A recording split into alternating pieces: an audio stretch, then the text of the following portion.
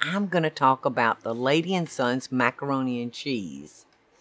I think I hear more wonderful comments on our macaroni and cheese than maybe besides our fried chicken and our hoe cakes and our cheese biscuits.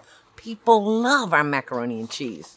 So I'm going to try to walk you through exactly, because, you know, I can give you a recipe, but then, you know, you're going to have to really make it your own. So I'm gonna share as close, because see, this is one of those things I really don't measure. Don't measure macaroni and cheese, but I do start off by measuring 2 cups of raw noodles. And I put that in a pot of salted boiling water. And it's important that you salt your water.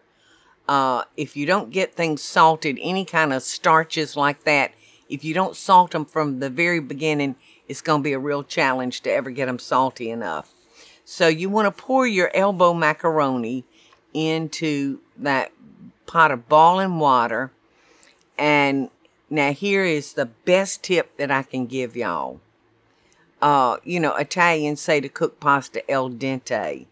Well, I don't like my pasta cooked al dente. I like my pasta cooked kind of soft. So here's the reason it's important that you cook that elbow macaroni until it's soft. Because if you cook it al dente and you go to mix it with your wet ingredients, it's going to have to finish cooking. And it's going to soak up that little bit of wetness that you got going in it. And it's going to be nothing but dried pasta. So you'll want to cook that macaroni noodle real good. And you want to put it in a colander when it's done. And take your spoon and toss those elbows.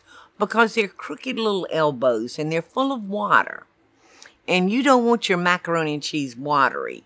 So you want to stir that and try to shake out all the water from your noodles. The very first tip that I give you is probably the most important when it comes to making good macaroni and cheese. You must make sure your macaroni noodles are cooked soft. You have to overcook it and cook it completely done. And you'll see I'm stirring this.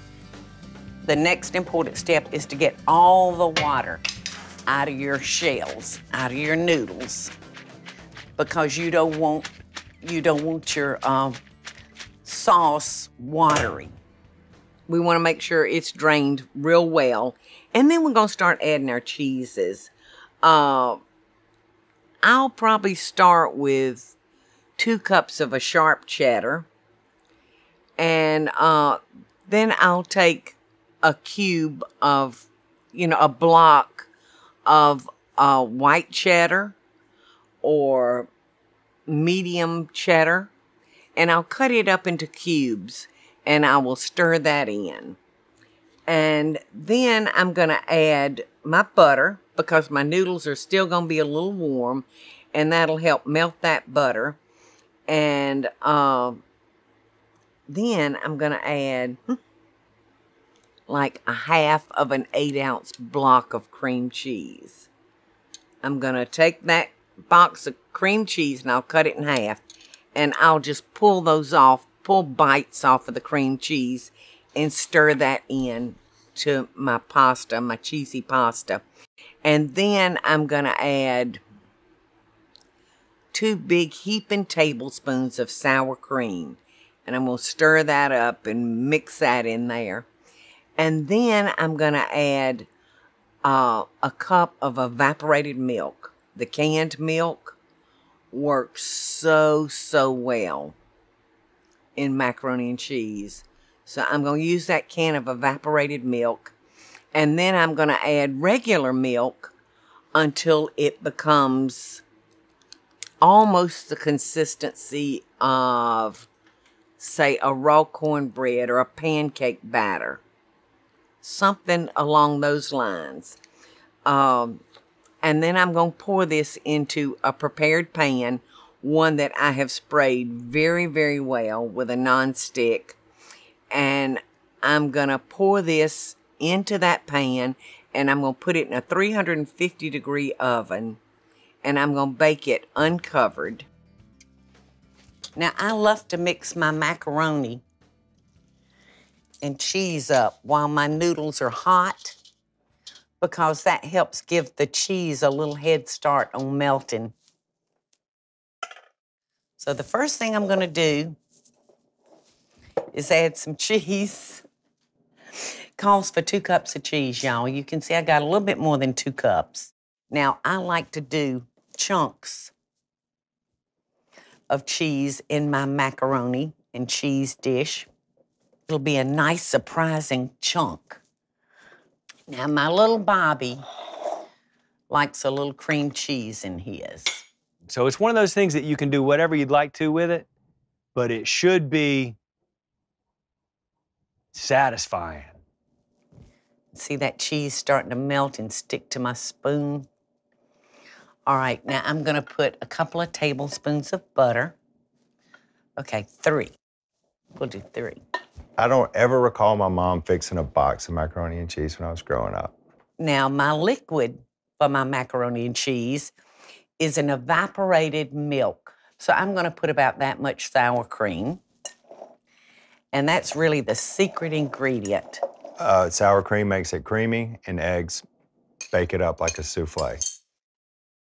All right, so in goes the eggs. And that's the last thing I put in, because my ingredients have had an opportunity to cool down. You don't want to put raw eggs into hot macaroni noodles because it'll curdle. It'll actually cook the eggs, and you don't want that to happen. All right, now I'm looking at this, y'all, and I'm fixing to make a judgment call.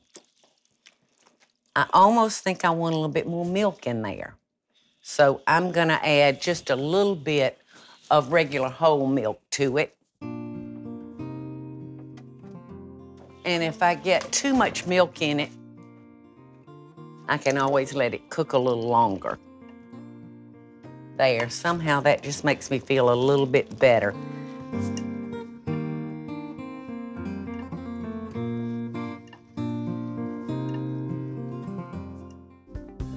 The space that you live in really affects the way you feel. So my first recommendation is start by updating your window treatments with Smith & Noble. Smith & Noble's beautiful handcrafted blinds, drapes, shades, and shutters are custom made just for you, and they offer different service options to fit your needs. To get started today, contact Smith & Noble to get my special limited time offer, 25% off on your window treatments, plus free design consultation. Create a space that you're gonna love. For details about my special offer, go to smithandnoble.com/Paula. That's smithandnoble.com/Paula, or call 1-800-659-3300. That's 1-800-659-3300. Oh, I forgot to tell you, after you've put your cream cheese in there, we want to add 3 beaten eggs. Or I say, let's change that. For 2 cups of macaroni noodles, let's use 2 eggs. And so we're going to beat those up and stir those in the macaroni. And it will have cooled down enough by then that you don't have to worry about your eggs becoming scrambled eggs. They will mix in well. And then we're going to pour this into our prepared pan and bake it 350 degrees, and it may take 30, 40 minutes.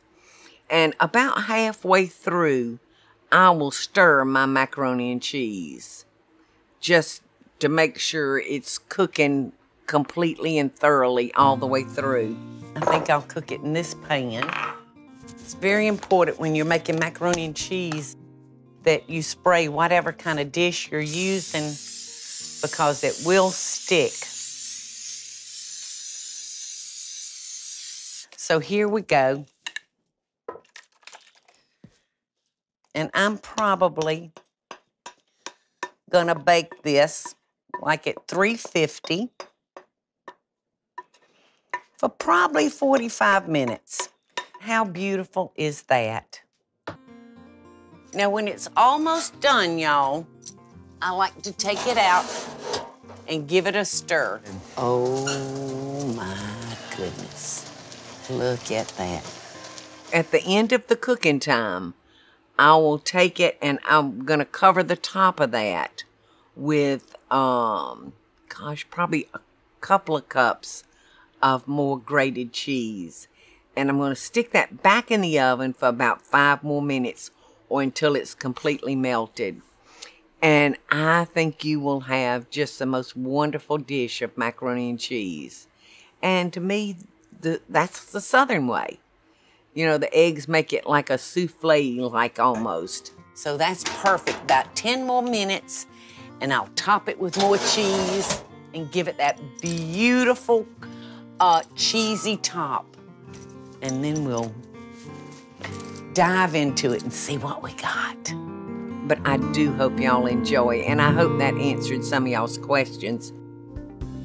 The space that you live in really affects the way you feel. So my first recommendation is start by updating your window treatments with Smith & Noble. Smith & Noble's beautiful handcrafted blinds, drapes, shades, and shutters are custom made just for you, and they offer different service options to fit your needs. To get started today, contact Smith & Noble to get my special limited time offer, 25% off on your window treatments, plus free design consultation.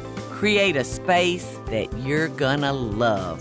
For details about my special offer, go to smithandnoble.com/Paula. That's smithandnoble.com/Paula, or call 1-800-659-3300. That's 1-800-659-3300.